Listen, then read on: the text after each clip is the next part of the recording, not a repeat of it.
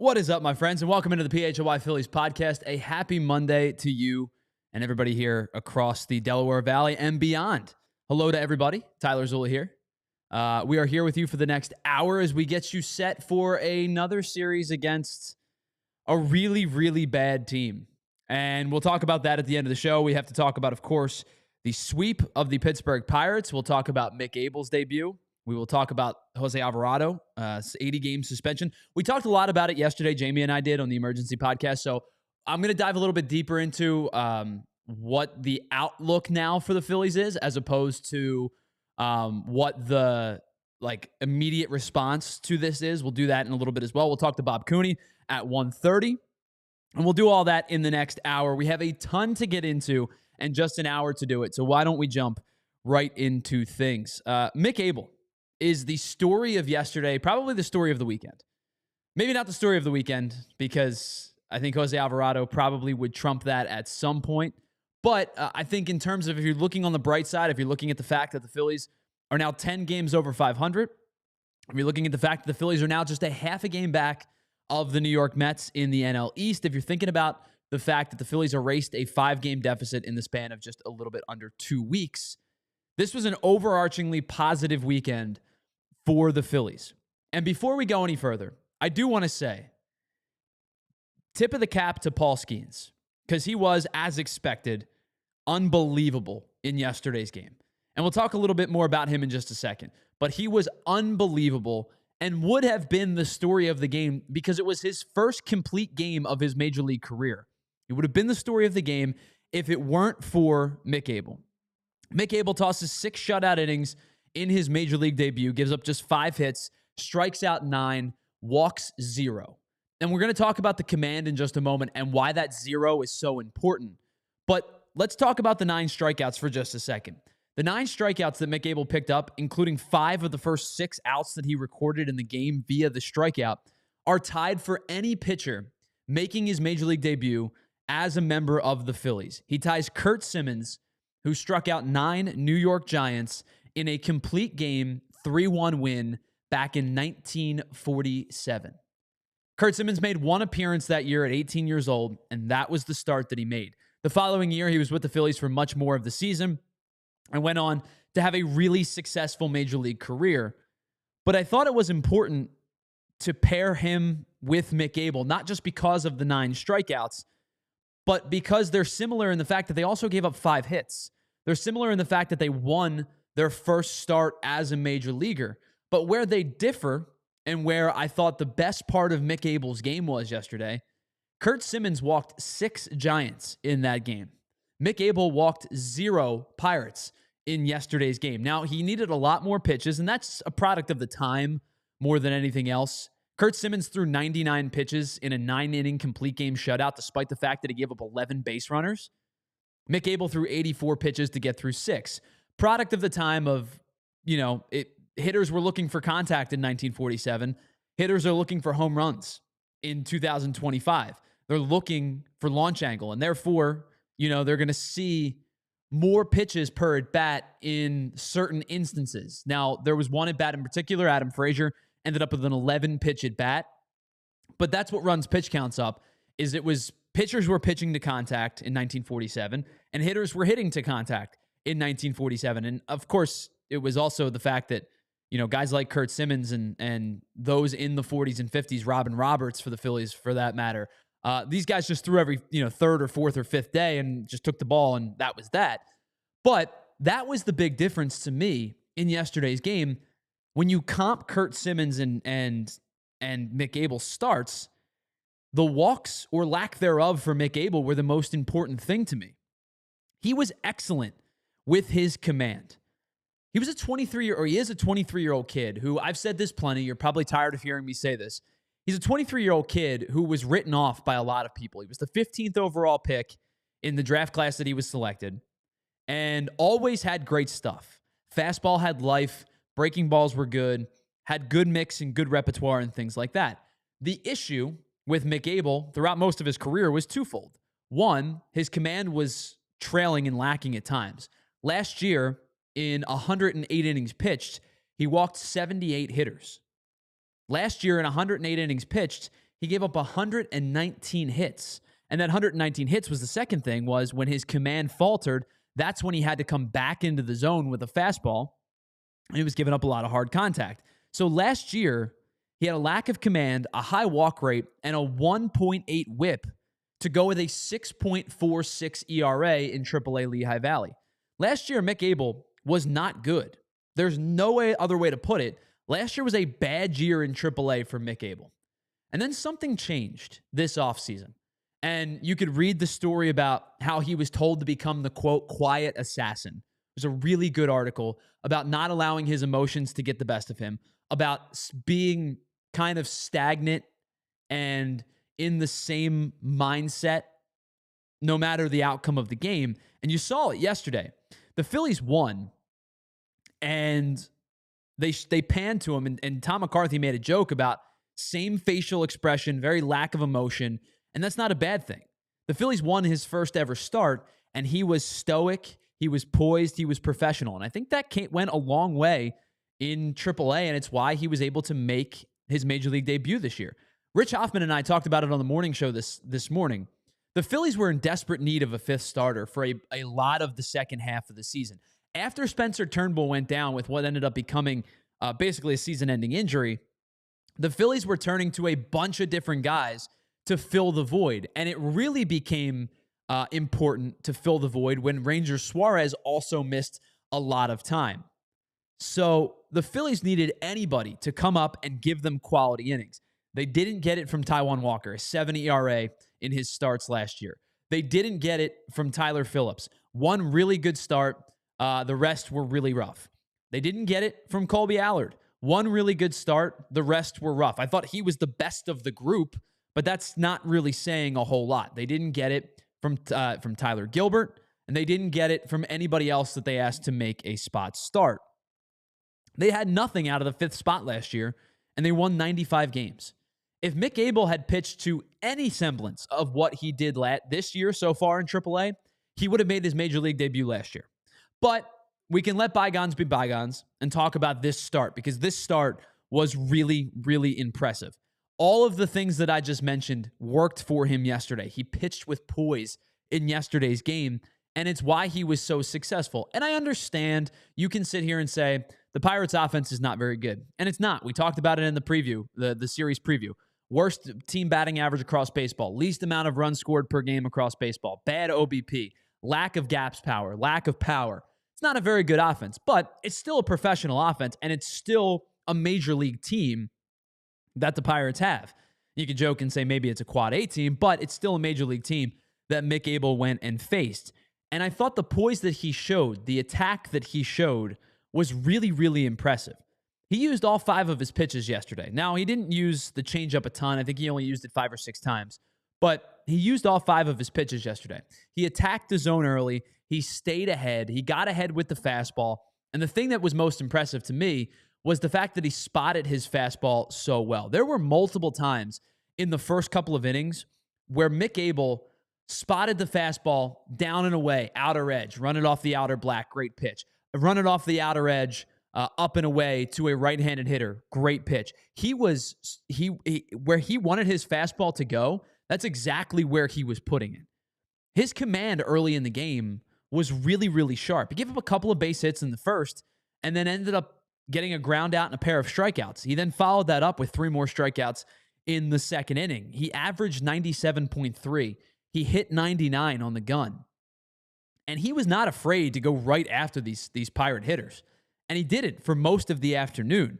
And the reason that he was so successful was in part because of the fastball command, but I think in general, it was because he was able to get ahead and stay ahead in most of the counts that he saw yesterday. So he got ahead of the first 5 hitters that he faced. Fastball command was excellent. Breaking ball was sharp. He was 0-1 against 5 consecutive hitters. He then was ahead against 12 of the next 18 hitters that saw more than one pitch. So he was ahead 67% of the at-bats that went 2 or more pitches. That's a recipe for success for a young kid who's looking to find some stability in his first start. We've talked about this with just about every starter, right? Getting ahead is super important. The cliche, get ahead, stay ahead, work quick, change speeds, change eye level, throw strikes. Pitching can be boiled down to a lot of really simple things that put together become a really complicated game. But the simplest way to have success is to throw strikes, change speeds, and work quickly. And Mick Abel did all of those things yesterday through his 6 innings. He got 18 whiffs on the day. He got 8 whiffs with the curveball and 7 whiffs on the fastball. And we talk about getting ahead and staying ahead, right? Taijuan Walker is the prime example. This year, when he's been successful, he's gotten ahead way more than he had last year and in the last couple of years as a member of the Phillies. He's throwing more strikes, and that's allowing him to set up the splitter down and away to the opposite hand hitters. It's allowing him to set up the slider to the same hand hitters. Those things are important when the splitter is one of your best pitches and you're not throwing overly hard. Aaron Nola has not had success with throwing a lot of first pitch strikes. His first pitch strike percentage is down compared to last year and throughout the course of his career. He's at about 61%. His career is at like 65, and last year he was at 68. You see, it's part of why he's struggling. And that is in part as to why the fastball velocity is an issue for him. Now, Mick Abel has no problems with fastball velocity. He's throwing 97, 98, 99. But no matter who you are, whether you're Jamie Moyer or Randy Johnson or anybody in between, when you have the ability to spot strike one, it plays such an important role into how you establish yourself on the mound. Falling behind, the numbers swing drastically in the other team's favor, in the opposition's favor. So for his ability to find strike one was really, really important. 38% of Mick Abel's pitches yesterday were either called strikes or whiffs. 32 of his 84 pitches were either called strikes or whiffs in yesterday's game, meaning that nothing was put in play on 32 pitches and a positive result was impacted. He was able to do that by, again, getting ahead with strike one and mixing his pitches really well. And I thought his pitch sequencing was really sharp. And he and Marchand were clearly on the same page for a majority of the game. The pitch sequencing and his pitch mix changed as the game went on. Heavy fastball in the first couple of innings. Went to the slider and the curveball a little bit more as the game went on. Added the sinker as the game went on. His first inning, 8 of 11 pitches were something of a fastball variation, either the four seam or the sinker. But in the second inning and the next 2 innings specifically, this is where he really kind of battled in. He only threw the same pitch consecutively 3 times. On 3 occasions did he throw the same pitch over the next 2 innings. One of those at-bats was to Alexander Canario, who he threw 3 straight sliders to. The other 2 were mixing in 2 straight fastballs or 2 straight curveballs. He then, in the 4th inning, as I brought up earlier, had an 11-pitch at-bat against Adam Frazier. He didn't throw the same pitch once consecutively. He mixed in the fastball, the sinker, the curveball, and the slider over the course of 11 pitches and didn't feature the same pitch consecutively at any point in an 11-pitch at-bat. He was able to effectively use the curveball against lefties. He was able to effectively use the slider against righties. He got a lot of swing and miss, like I said, especially on the curveball, which had a lot of knee buckling action to it. And then he would bring the fastball up in the zone and change eye levels and change speeds, and that's how he was so effective. It was overall one of the more impressive performances I have seen out of a debut from a Phillies pitcher in a very, very long time. I don't know what the future holds for Mick Abel. Rob Thompson had made mention that this is 1 start and 1 start only. He's going to head back down to Lehigh Valley, and Taijuan Walker is going to rejoin the rotation as the 5th starter until the Phillies get Aaron Nola back. I don't know what the future holds for Mick Abel. Does he make more starts for the Phillies this year? Possibly. Does he see time out of the bullpen with electric stuff? Also possible. Is he a member of a trade piece? A trade that facilitates the Phillies acquiring an everyday center fielder or acquiring a high-leverage reliever? Those things could be possible as well. I don't know what the future holds for Mick Abel. But for one afternoon at Citizens Bank Park, Mick Abel was the talk of the town. He was the guy, and he showed up and showed out when the Phillies needed him most, especially kind of as a distraction for what happened earlier in the day with Jose Alvarado. Now, before we pause for just a moment and speak about Jose Alvarado, I do want to say I felt really, really bad for Paul Skenes. And I ripped the Pittsburgh Pirates organization on Friday afternoon for exactly what just happened. For ineptitude in the front office, for the refusal to put together a team that has an ability and a willingness to compete. The Pittsburgh Pirates are the second worst team in baseball this year. They are now 22 games under 500. And we're only 46 games into the season. It's an ineptitude on all levels. But I feel really bad for Paul Skenes because he is an elite level pitcher, one of the best starting pitchers in all of baseball.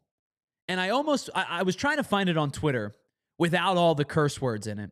But all I wanted to do was tweet out the scene from Half Baked. And if you've seen the movie Half Baked, you know exactly where I'm going. The scene where the guy is at the fast food restaurant and he gets on the microphone, he grabs the mic, he points at people and he goes, bleep you, bleep you, bleep you, you're cool, bleep you, I'm out. If I were Paul Skenes, that's how I'd handle the locker room. He's a professional and he's not going to. But this Pirates organization's a joke.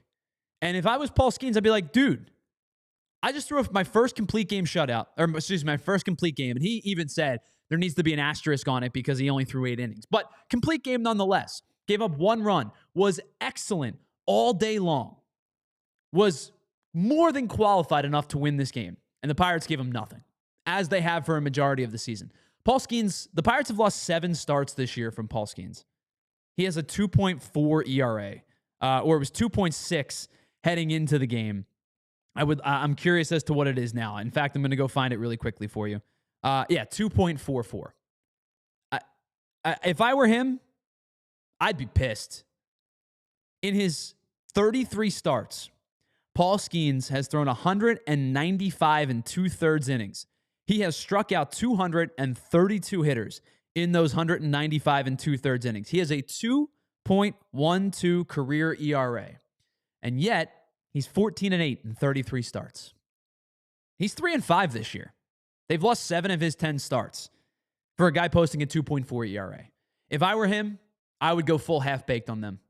All right, we got to pause for just a moment. At 1:30, we're going to talk to our buddy Bob Cooney as we get a recap on what happened this weekend. We'll talk a little bit more about Jose Alvarado as well. This is the PHLY Phillies podcast brought to you by our friends over at Bet365. Whatever the moment, it's never ordinary at Bet365. But let's pause for just a second and tell you about some of our friends here at PHLY.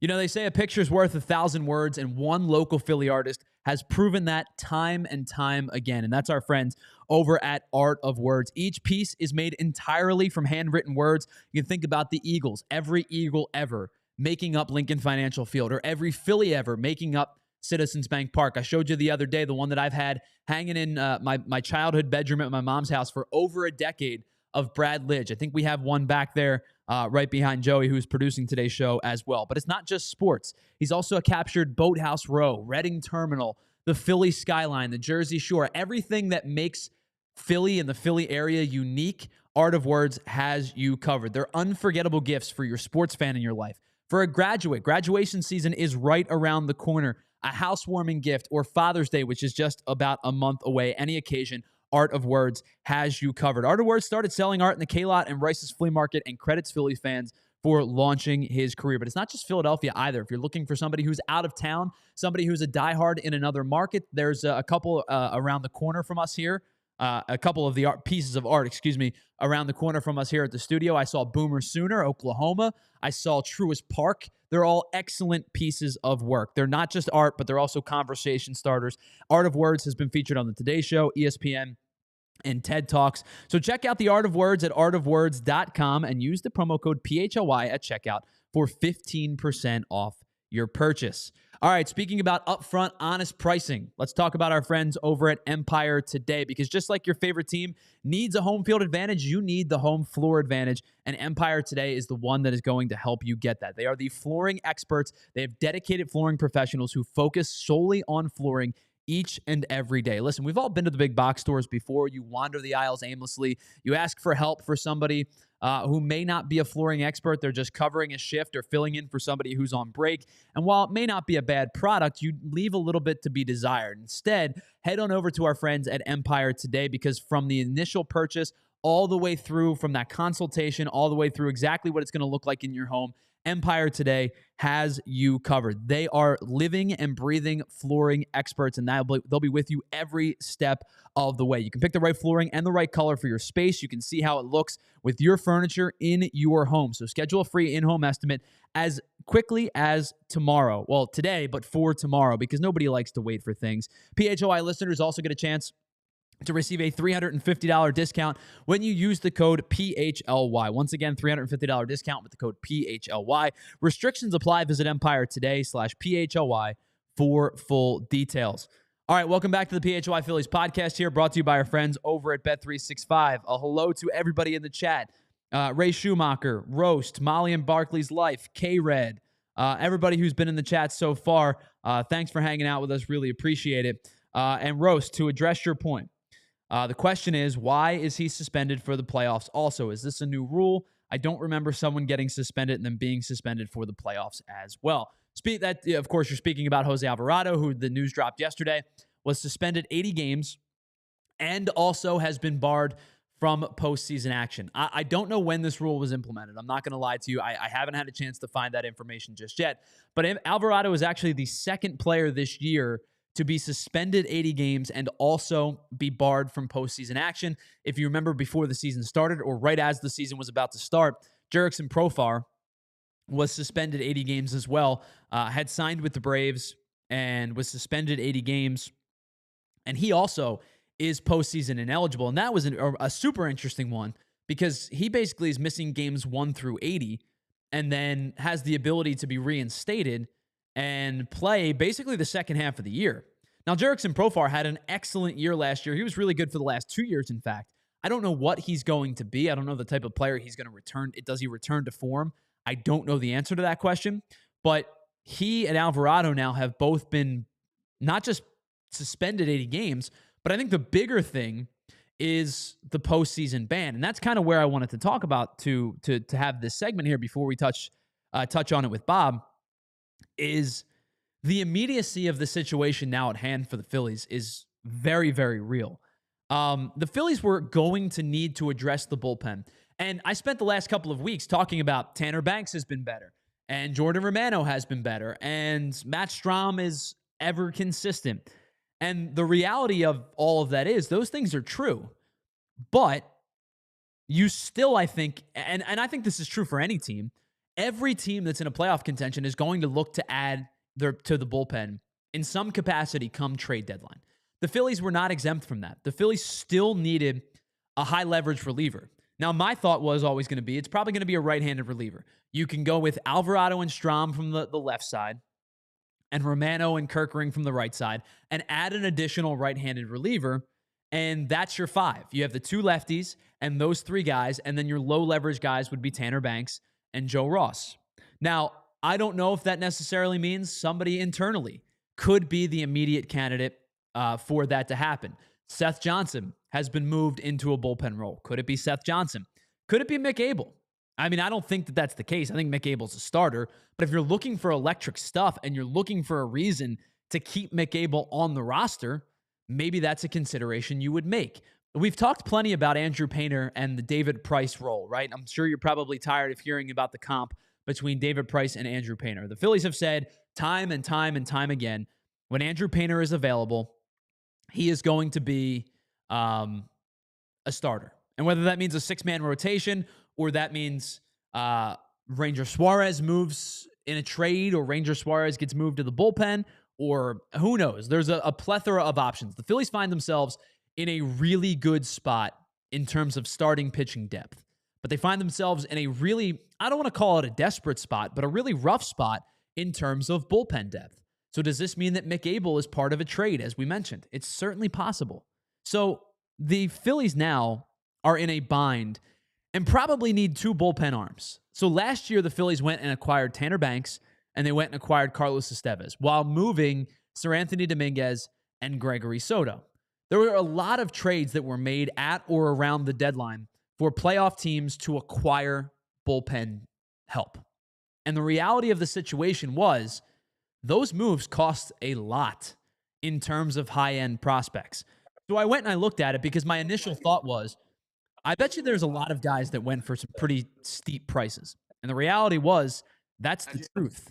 So let's take a look at some of the guys that were acquired at the deadline last year. Now, again, the deadline is still 2 months away, but it's never too early to start thinking about it, especially with what has now become a pressing need. The top name I think that was on the trade market last year was Tanner Scott. Tanner Scott was traded from the Miami Marlins to the San Diego Padres. And in exchange, the Marlins got 4 prospects back, including Robbie Snelling, Adam Mazur, and 2 other prospects. Now, the numbers I'm about to give you, all right, if I'm getting a telemarketer call for the 7 millionth time, I'm going to have a meltdown. I am so tired of these telemarketers calling me. I cannot express to you how much I am tired of these telemarketers calling me. And Joe, if you can do me a favor, Bob just texted me. If you could resend him that link, I guess it must not have gone through. If you could just send it to his email on Gmail. All right, appreciate you. So let's get back. Tanner Scott was kind of the crown jewel of the trade deadline. And so Robbie Snelling and Adam Mazur and 2 prospects. Now, the numbers I'm going to give you are what these players are listed as on their current teams in terms of their prospect pool. Robbie Snelling is now the number 3 prospect in the Marlins system. Adam Mazur is the Marlins' 13th prospect, and they went and got 2 other prospects. 4 prospects in return, including 2 top 15 prospects for Tanner Scott.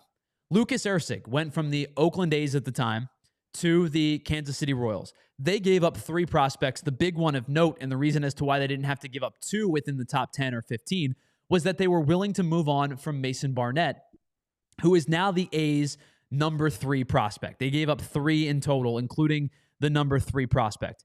Let's think about locally for a second. Carlos Estevez was sent from the Angels to the Phillies for George Klassen, who is the Angels' number 3 prospect, and Sam Aldegheri, who's the Angels' number 5 prospect. Now, that is a tricky one because the Angels' farm system is dreadful. But George Klassen was a high-octane, 100-mile-an-hour guy who throws incredibly hard, was having some difficulty with the strike zone, and then was really good in portions of last year in spurts. Sam Aldegheri made his major league debut last year and appeared in games for the Angels. Now, again, it's not a great farm system, but you gave up 2 prospects that became the number 3 and number 5 within their organization. Even Gregory Soto cost the Baltimore Orioles Moises Chassis, who is now the 5th prospect in the Phillies system, and Seth Johnson, who made his major league debut last year, is now the 12th prospect in the Phillies farm system. But it's not just the big name guys either. Mark Leiter went for 2 prospects who became the Cubs' 16th and 22nd prospects. Quinn Priester went for the prospect that became the Pirates' number 6 overall prospect. Tanner Banks, who the Phillies acquired, went for William Bergoya, who is now the White Sox number 15. All right, buddy. Has been put down because of the moves the White Sox have made over the last couple of years. Andrew Chafin went to the Tigers, went to the Diamondbacks in exchange for Joseph Montalvo, who is now the Tigers' number 17 prospect. The point that I'm trying to make here is that relievers, especially now with the fact that are more teams than ever that make the playoffs, teams that hover around 500, who feel they are in playoff contention, who feel they're in arm's length of making the postseason, are going to be less likely to trade at the deadline or less likely to move off of their pieces at the deadline unless they get a return that is overwhelming to them. And you see it in these trades that I just listed. These high-leverage relievers, especially the guys who had years of control left, like Lucas Erceg, for example, ended up going for a high return at the trade deadline because they're of high value and they're in demand. And so teams that hover about 500, think about the Detroit Tigers last year. The Tigers were not a very good team heading into the trade deadline.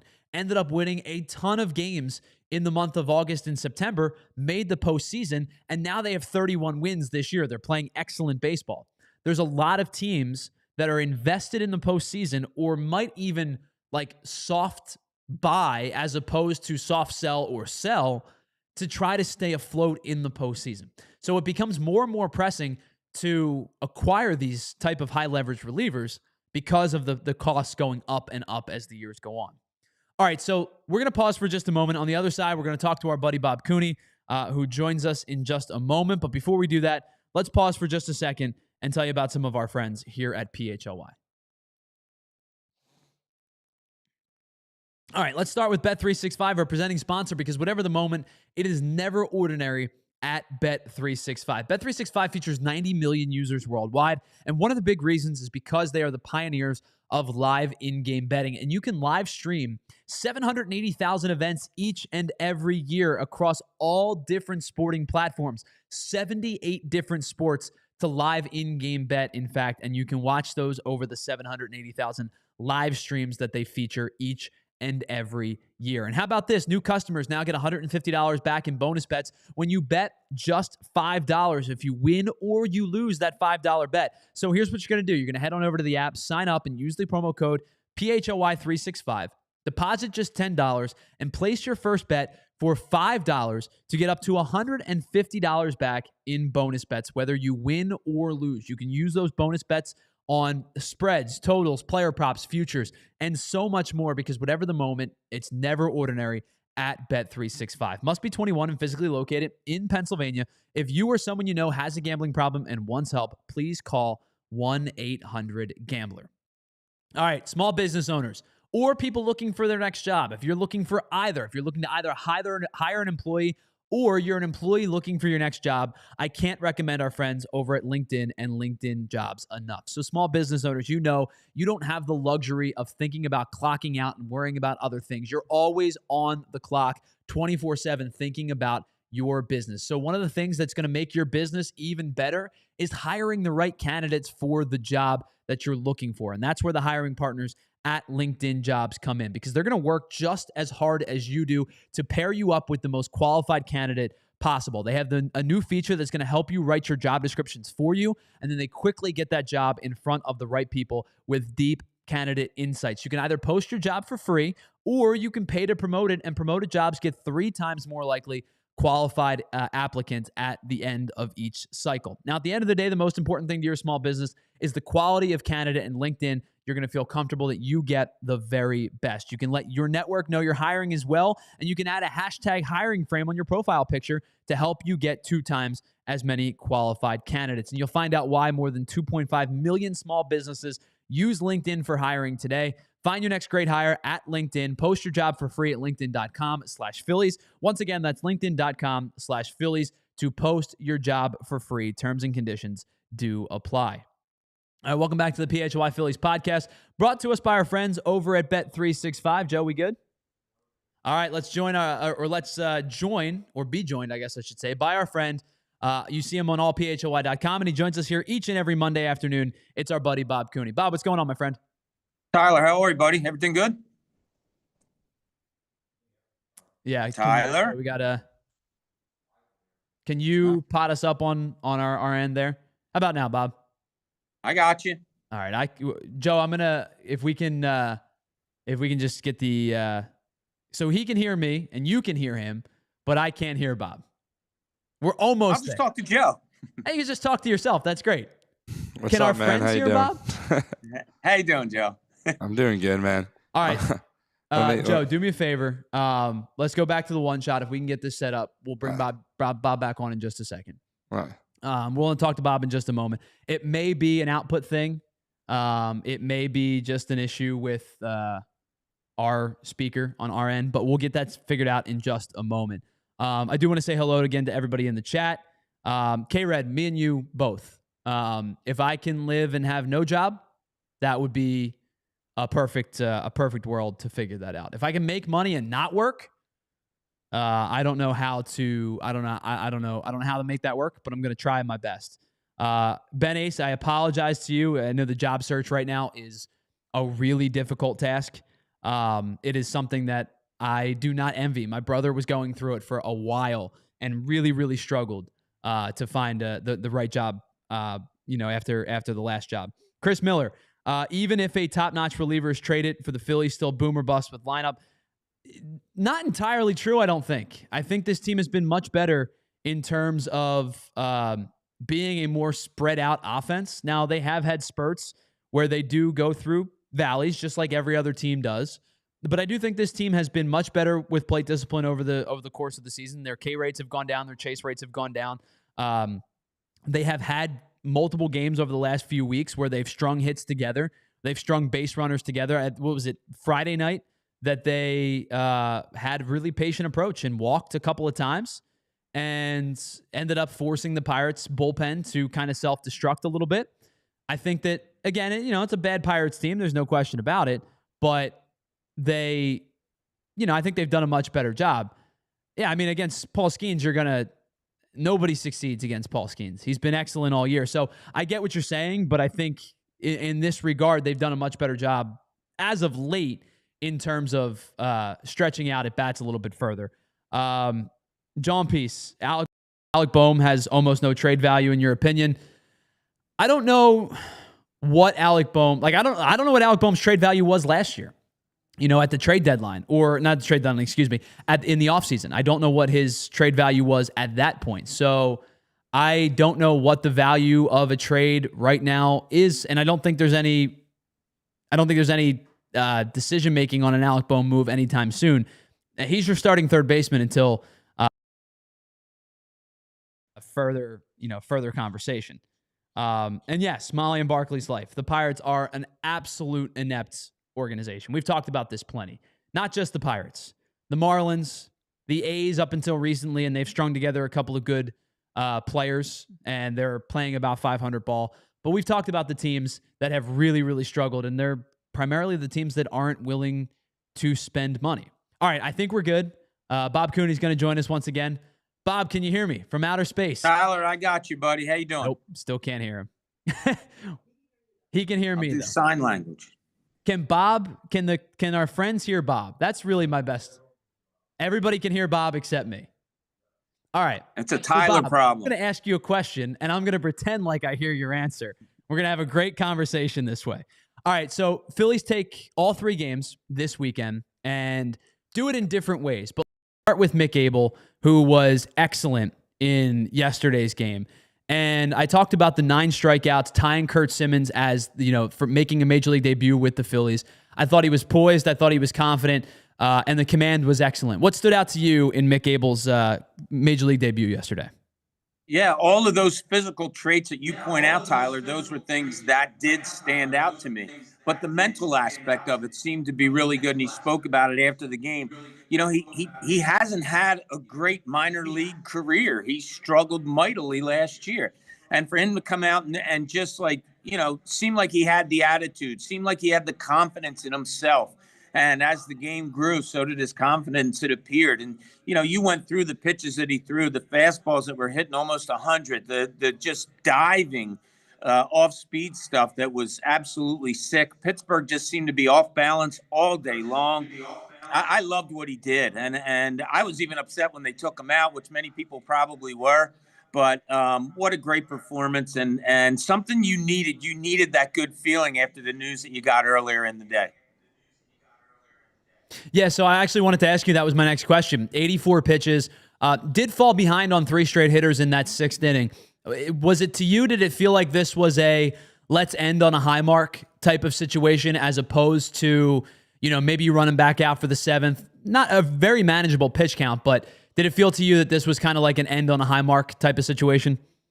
Yeah, that and yeah, very much that, Tyler. Yeah, I thought okay, I didn't agree with it, and then I sat back for a second. I said, okay, I totally understand it. Why not? Why not end this day on a perfect note? And maybe there is some head games that go on with Rob Thompson more than we know about. Hey, your bullpen's down, maybe their best pitcher, right?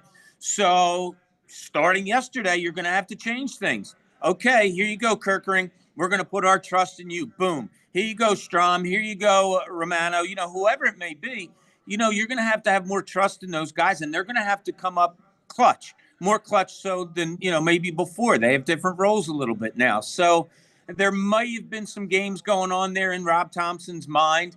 But, it turned out perfectly. You talked about Skenes. My God, how much fun has he watched the pitch? And he's Abel unbelievable. And Abel matched him yesterday. So it was such a fun game to watch. And it gets to like the ninth inning, and I look at the clock, and it's like a 2-hour ball game. And I love that. I love the game that was yesterday. And Tom McCarthy hit on it. He goes, I know people tune in to see offense and home runs and all that. But if you don't like this game, you don't like baseball. And then he was I think it was McCarthy. It said it might have been Crow. But he was exactly right.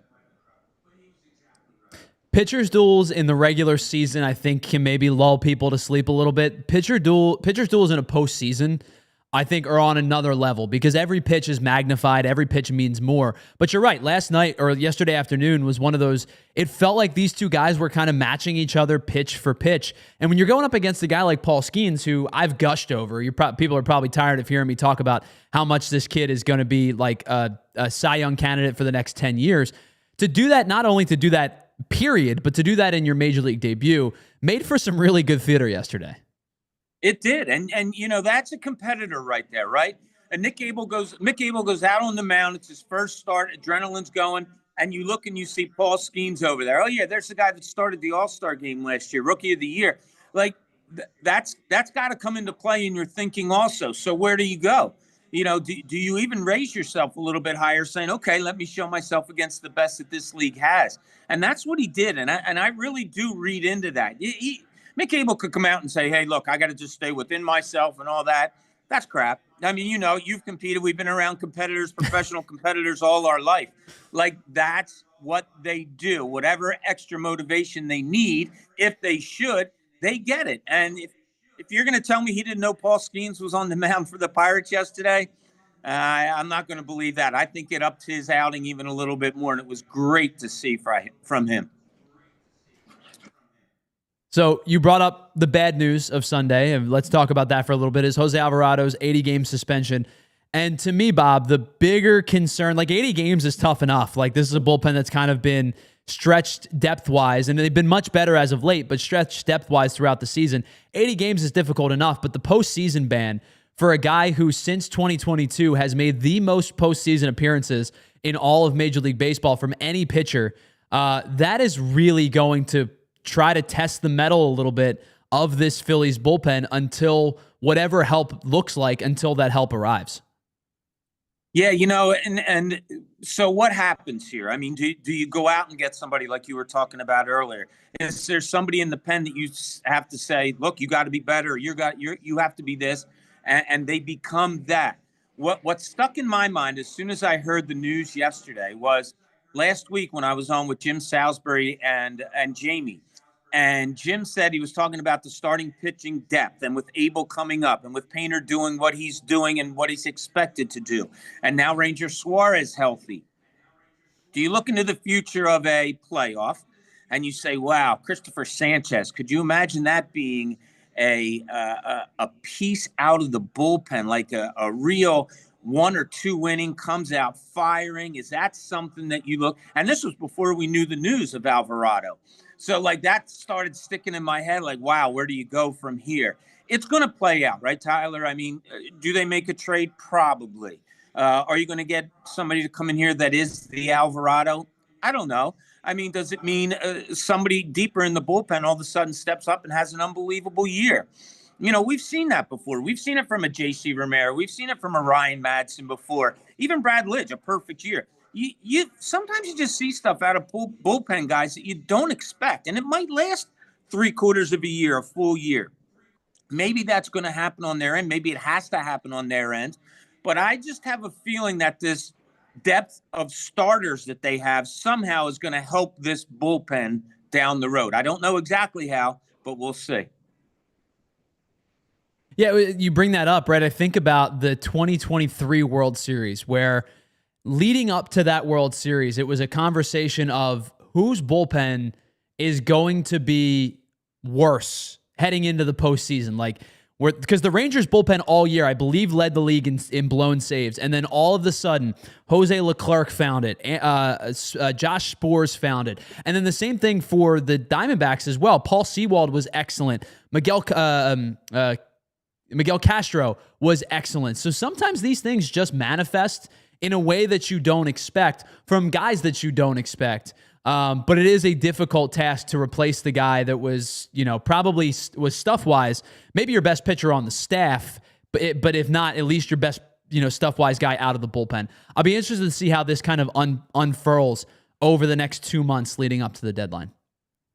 Yeah, I've had a saying all my life when it came to baseball, and you'll probably disagree, and many out there will, and I have a brother-in-law who was an unbelievably successful high school baseball coach, like one of the winningest coaches in all of Maryland. And he and I went back and forth. I think closer is one of the most overrated roles in all of sports. I really do. And look, Alvarado was special because he was also situational, right, Ty? Like, you could bring him in situations and he could get him out, besides being a closer for you also. But he had that wildness about him. He had kind of that Mitch Williams thing about him and all. I think you could find somebody to get you 3 outs. I think you can find high leverage guys, whether it's what Jim Salisbury kind of suggested of a Christopher Sanchez when it comes playoff times, or does Ranger Suarez go to the bullpen or whatever. The answers could very well be here already. I don't know, but I do think that, like I said before, that starting depth is really going to come into play come playoff time. The Sanchez one is interesting to me because I will fight tooth and nail for that not to happen. But if it's within the Phillies' best interest, I guess that's really what matters the most. My looking at the numbers and how they break down per inning, it's why I always felt that Taijuan Walker would struggle out of the bullpen. Was Taijuan Walker last year's first inning numbers were amongst his worst of each inning as you break it down inning per inning. Christopher Sanchez has a 1-2 and a 1-8 in the second and the third, but he's got like a 4-5 in the first. So I would be curious, does that mindset change if you're a reliever and just kind of like airing it out for 15 or 20 pitches, as opposed to trying to, reserve the fuel tank a little bit for 90 or 95 pitches? It would be an interesting dynamic because obviously the stuff is very much there for Christopher Sanchez. Oh, and it's so far down the line that we're talking about this, in playoffs. They have to get through what they have now. And I don't want to see Christopher Sanchez out of the starting lineup at all. I'm right with you on that. But it was really interesting when Jim brought it up, and it kind of, makes you think. And there's a guy that knows baseball inside and out.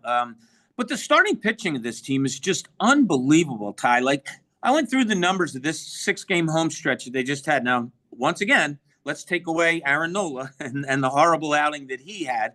But the other 5 pitchers, when you're talking about Abel and Wheeler and Suarez and Sanchez and Luzardo, in those 5 starts, they had like a 1.6 ERA in this homestand, this past homestand. And this is the second time I've done this on homestands that their ERA has been below 2 and taken out Aaron Nola. But this is an absolutely amazing starting rotation that they have right now. Oh, and you bring up a guy, Abel, who you're sending back down to the minors, who did what he did yesterday.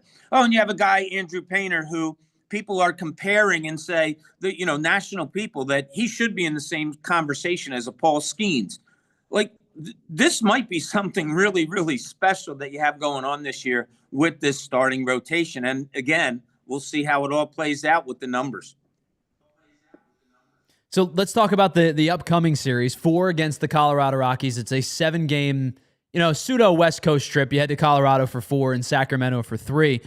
This Rockies team, man, they're 8-38, and it is one of the worst baseball teams. I mean, like last year, I remember watching the White Sox and going, man, this might be the worst team ever. And then the Rockies basically said, hold my beer, and are 30 games under, less than 50 games in. I hate to do the sports talk radio thing that you and I have done for many, many years, but it feels very much like you need 3 in this series. Oh, no question. 3, 4, absolutely. And one of the main things that I point out, and I wrote it in what I posted today about the homestand. Bryce Harper went 8 for 19 in the homestand. He looked a lot better. Had 4 RBIs, scored 3 runs. I was out there on Saturday just looking at him at the plate, Ty. He's starting to get that look back. Okay, so now you go out to Colorado where the air is thin and you have the worst ERA in all of baseball for a pitching staff in Colorado. My eye is really on Bryce Harper to see how he performs in this series. Does he really get going? I expect 3, 4 out of that. Then you go to Sacramento to play the A's. The A's have like the 27th worst ERA in all of baseball. So I'm really looking at his time for the pitching staff is what it is, and it's really, really good. I'm looking for the offense to really get going in this 7-game series, and I think they're going to put up some pretty good numbers. And specifically, like I said, I'm going to keep my eye on Bryce Harper to see if this is maybe the turnaround time of the year for him. I asked for like 16 or 17 wins in the month of May, like at the beginning of the month, looking at the opponents that they were going to face. Took care of Tampa Bay, won 2 out of 3 against Cleveland, lost the series against the Cardinals, but get 3 right back against the Pirates. Cardinals, right. Then took 3 right back against the Pirates, and then you've got these 7 games coming up, which should feel like you could win these 2 series. There's a really good opportunity in the month of May, as you've seen already, for them to stack some wins and stack some series, because June and July do get much more difficult. You've got some series with the Mets, some series with the Braves. There's a much more formidable couple of months ahead as opposed to what May has presented itself. I think this is an excellent opportunity for them to really stack some wins and stack some series. Yeah, and that's what you have to do, Tyler, right? I mean, the old breakdown is every team wins 60, every team loses 60. So what do you do with those other 42? Well, you can count these into those 42. The Colorados, the A's, the bad teams. You have to pick up those wins, and the Phillies do a good job of doing that. And I don't ever downplay that. I mean, you're out there 162. Take care of the bad teams and do what you have to do and win 15 of 20 like they've done. The Phillies have done over those last 20. So I'm with you. And I love the way you break it down. And I love breaking down seasons in different ways, whether it's in 25-game intervals where you have 6 of them throughout the season, plus a couple of more games. And do you break it down that way? Is it the 60, 60, 42 that I just talked about? There's just so many different ways to look at a Major League Baseball season. But, the obvious ones are just that. You got to beat the bad teams. You have to beat the good teams, especially at home. You have to have a winning record against good teams at home, and then show yourself on the road against the good teams. And you know what? This Phillies team lends to that, tie with this pitching staff. I'll say it from here till the end of the year. I just think this starting rotation is something really special. Bob, you are the absolute best. You can check out Bob's work at allphly.com, especially for our diehards. The latest article title, Mick was able to bring good news after a gloomy beginning to the day for the Phillies. An excellent piece, and for those of you that are on our diehard platform, you can check it out at allphly.com. Of course, Bob, thank you so much for taking time each and every Monday. Glad we got this situated. And listen, if everybody else could hear you, but I couldn't hear you, then they're more important than me anyway. So nobody's more important than you, buddy. You put me up on too great of a pedestal. But Bob, I appreciate your time. Thank you so much for joining us each and every Monday. Be good. There he is, Bob Cooney. You can check out his work at allphly.com, of course, and follow Bob on Twitter as well at Bob Cooney 76. All right, we're going to take a quick break on the other side. We do still have our Ace Hardware temperature check to get into, and a little bit more as we get out of here on this Monday afternoon. But first, let's pause for just a moment and tell you about some of our friends here at PHLY.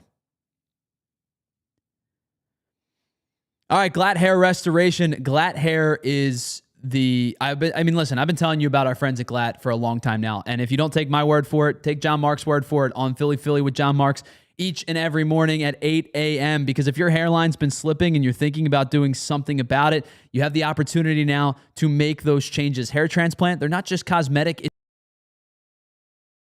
flying overseas to save some money on that surgery. Think again. GLAT Hair by Morgan Stern Medical is right around the corner in Bala Cynwyd, and they are getting care. You're getting care from board-certified surgeons with over 30 years of experience. They're going to follow strict U.S. safety standards and deliver results that actually last. And now here's the best part. All you have to do is text them a photo of your hair right now, and their team will take a look and let you know what the best options are that makes sense for you. There's no pressure involved. It's just expert insight that's going to help you make the best decision moving forward on your hairline. So skip the travel and the risk and get real care from trusted local professionals. Take your photo or call 610-980-4000 to get started, or visit them at glathairmm.com. Once again, that's GLAT HAIR by Morgenstern Medical, and let's get that hairline back in the game. BetParx Casino and BetParx Sportsbook, my casino of choice, my local casino for now over 25 years of my life. But if it's not just about the local casino that's exciting, it's about the local casino that you can find on the App Store. It's the Parx Casino at the BetParx app. You get all the games that you love to play in person at Parx Casino, such as pop culture slots, roulette, cards, dice games, and so much more. You can play in the palm of your hand on the BetParx app. The Parx Casino online casino has the games that you love, whether you're at home or on the go throughout PA. So you can download the BetParx app and create an account today, and you'll receive an offer that you simply cannot pass up. New users are eligible for up to $1,000 back if they're down in the first 24 hours after signing up. BetParx Online Casino is available in PA, New Jersey, Maryland, and Michigan for residents of those states. Terms and conditions do apply. Parx Casino, this is how you win. You must be 21 and over. Gambling problem, call 1-800-GAMBLER. All right, one final segment here on the PHLY Phillies podcast, which is presented to us by our friends at Bet365. Whatever the moment, it's never ordinary at Bet365. It is time for our Ace Hardware temperature check as we check in on who's heating up or who's cooling down for your Phils this season. Now, this is the first time this year we're going to do a cooling down as opposed to a heating up. We've talked in the past about Alec Boehm. We've talked in the past about Trey Turner. And most recently, we talked about Tanner Banks. But we do now have to talk about a player that is cooling down a little bit over the last month or most of the month of May. And that is Phillies left fielder Max Kepler, who is now on the season hitting just .218, an on-base percentage that has fallen closer and closer to 300, slugging near a career low at 374, and his OPS is now down to almost 75 points lower than his career OPS of 744. But more importantly than that, over the course of the month of May, he had 58 plate appearances so far, including 52 at-bats. He has just 8 hits in the month of May, 4 of which have gone for extra bases. He's also only walked 4 times, which means he's been on base 12 times in his 58 plate appearances this month. Good for a .224 on base percentage. He's slugging .308, which is the worst of any month so far as a member of the Phillies. And his OPS, unsurprisingly, because of those two numbers, is down to .532 this month in the month of May. And he's really, really struggling against lefties. You know, we were wondering what he would be against left-handed hitters. His splits throughout his career or left-handed pitchers, excuse me. His splits were good throughout his career against left-handed pitchers. But not only is he struggling in the 30 at-bats against lefties, he's now struggling against right-handed pitching. He has just 26 hits, including 10 extra base hits and 117 at-bats. He's down to just a .222 average against right-handed pitching and a .376 slug. His OPS is not that much better than it is against lefties in a finite sample size. And there's a reason as to why, especially now with Weston Wilson healthy, that Max Kepler is not playing much against left-handed pitching. He only has 30 at-bats this season against left-handed pitching, but most of which came in the month of March and early portions of April. So Max Kepler is trending, unfortunately, in the wrong direction for the Phillies, and he's really, really struggled in the month of May. As I said, just a 154 average in the month of May. Runners in scoring position has also been a problem for Max Kepler. He has 39 at-bats with runners in scoring position, and he's hitting just 128 with those runners in scoring position. He's not striking out a ton, just 7 strikeouts in just shy of 40 at-bats, but he's not producing at the level at which the Phillies would hope for. He has 5 hits, including 2 doubles, no home runs in those situations, and 4 of his 5 home runs this season have been solo home runs. So he had a kind of kicked off the year strong, had a dip, had much better at-bats in the late portions of April into the early portions of May, and now into the middle portion as we head into the late portion of the month of May. Max Kepler has really struggled, and he struggled at times at home. He struggled on the road. He has struggled against righties as much as he has against lefties. This has been unfortunate for the Phillies, who needed Max Kepler to be closer to an everyday left fielder. And right now, even at $10 million, is playing closer to a platoon piece than he is to a left fielder, an everyday left fielder. So I think in terms of how the split's going to go, it's going to be Max Kepler against righties and Weston Wilson against lefties until one of these two guys emerges. And really the hope is that Max Kepler bounces back from a rough month of May. But that's our Ace Hardware temperature check, checking out who's heating up and who's cooling down, as it is time, before we go any further, to head on in to our overtime period.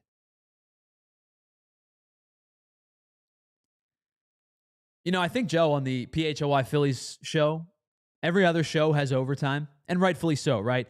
NHL has overtime, MLB has, or NBA has overtime, the NFL has overtime. I feel like our segment should be called Extra Innings. Just extra innings? Wouldn't it make sense, right? Like, I like that one way better. Overtime in baseball is extra innings. They don't call it overtime. I feel like we should be extra innings. We should have our own thing. I think we should, right? I think it would make sense for us to be extra innings as opposed to overtime if we're going to do this. I get it. It's a branded segment, but like, maybe I'll have to talk to the higher ups and see what they say about extra innings.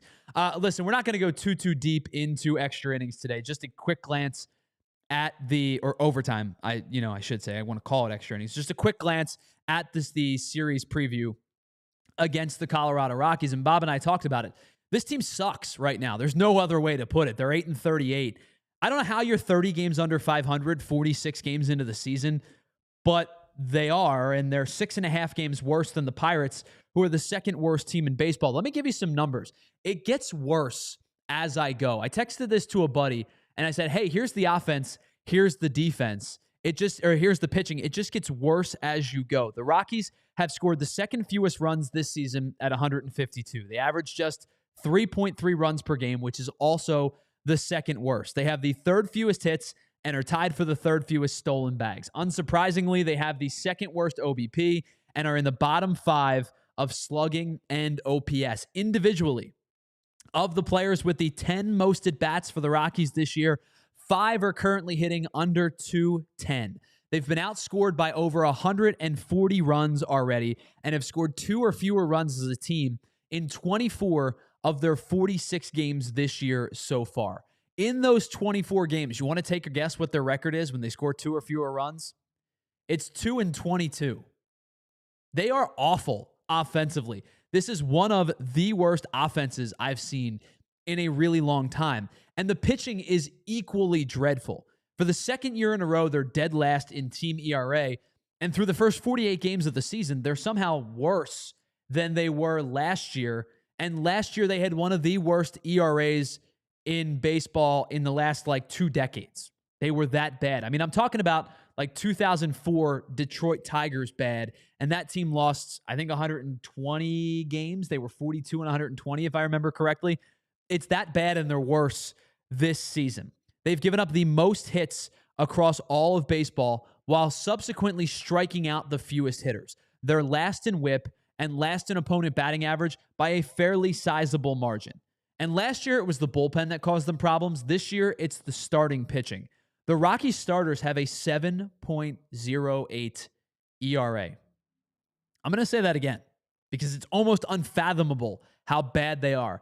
A 7.08 ERA out of their starters this year. They are over a full run per game worse than the Baltimore Orioles, who are 29th or second to worst in baseball this season. And despite the fact that they have one of the worst ERAs as a starting unit, they have thrown the 4th fewest innings and allowed the most hits and the most runs, and also have the worst WHIP and an opponent batting average of 324. 40 points worse than the Orioles 284, who again are ranked second to last at 29. This is, without hyperbole, without exaggeration, perhaps the worst pitching staff I have ever seen. You have to take advantage of this here. And again, I know I said this in the preview. If you saw it on Twitter, I talked about it with Bob. Winning a series is hard. Winning a series on the road is harder. Winning a 4-game series on the road is hardest. But this feels like one of those scenarios where the Phillies are primed to take at least 3 of 4. The Phillies are going to Phillies are going to have the upper hand in every single starting pitching matchup that they face. They've faced 3 of these guys already. They faced Kyle Freeland. They faced German Marquez. They faced Antonio Senzatella. All 3 of those guys had moderate to decent results against the Phillies early in the year, but that was at the time that the Phillies were really struggling against starters and then crushing bullpens. I don't think the Phillies are going to have any issue getting after the Rockies starters this series. 3 out of 4, I don't want to say feels mandatory, right? It's games 49, 50, 51, and 52. But it sure feels like this series is there for the taking, and the Phillies have an opportunity to win at least 3 games at Coors Field. And I would expect them to do nothing short of that. 2 out of 2 would be rough. 2 and 2 would be rough. 3 and 1 would be great. A sweep would be amazing. But 3 out of 4 feels like a goal that is not lofty in this scenario. It feels like it's obtainable. And we'll see what happens. We'll talk about it on Wednesday as we are get ready for the 3rd game of this 4-game series. 8:40 starts in each of the first 3 games, a 3:10 start in the Thursday's finale. On Wednesday, we're going to do a crossover with our friends over at the DNVR Rockies podcast. We're going to talk to Christian Saez, who is the host of the DNVR Rockies podcast. I feel bad for Christian. Christian's done an unbelievable job of covering that team, but it's got to be difficult when you cover a team that's 30 games under 500, 40 some odd games into the season. But we'll check in with Christian on Wednesday, and then we'll get you set for the remainder of the 4-game set as well. So a big thanks to everybody who checked in on today's show in the conversation. Ben Schumacher, Ben Ace, Filthy McNasty, K-Red, Molly and Barkley's Life, John Peace, Mopar. Hello to everybody. I believe Roast was in the chat earlier. A big hello to everybody, and thank you for joining us on this Monday afternoon edition. A big thanks to Joey for producing today's show and really working us through a lot of technical difficulties.